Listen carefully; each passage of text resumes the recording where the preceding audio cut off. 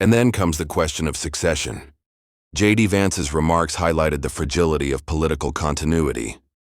The United States prides itself on stability. But when uncertainty surrounds a sitting leader, the nation's collective anxiety rises.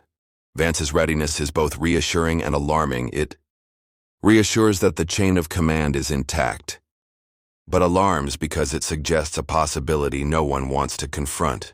For Trump's supporters, his silence has become a rallying cry. Social media platforms lit up with hashtags like "Where is Trump?" and "Trump come back." Some insisted this was nothing more than a media overreaction, a few days of rest being painted as a political drama. Others leaned into conspiracy theories, claiming there was something being hidden from the public.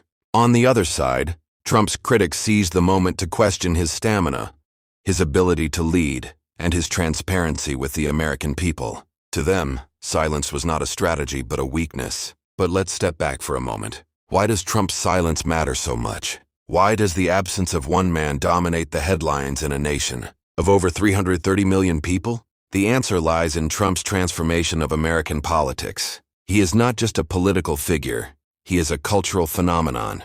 He commands attention not only because of his policies, but because of his persona. For his supporters, he is the embodiment of disruption, of fighting the establishment, of speaking truths others fear. For his opponents, he is a constant source of controversy, chaos, and unpredictability. In both cases, Trump's presence has become essential.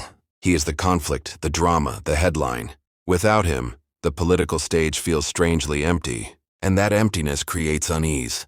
Meanwhile, the silence has given rise to bigger questions about America's future. If Trump were to step aside, or even temporarily fade from the spotlight, what comes next? Is J.D. Vance truly prepared to carry the mantle?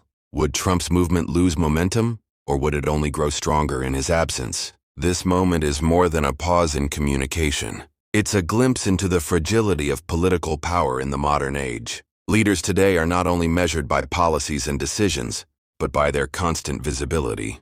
In the digital era, presence equals power, and silence, whether intentional or not, creates a power vacuum.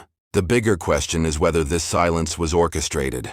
Trump has always been a master of narrative, shaping headlines to his advantage. Could this disappearance be part of a calculated plan to redirect attention, reset the narrative, and reassert dominance? Imagine the impact when he finally breaks the silence. The anticipation, the speculation, the hunger for his words. It could all play directly into his hands. Yet, on the other side, if this silence reflects genuine health or leadership concerns, the story takes a different turn. It becomes not just about politics, but about succession, stability, and the resilience of American democracy.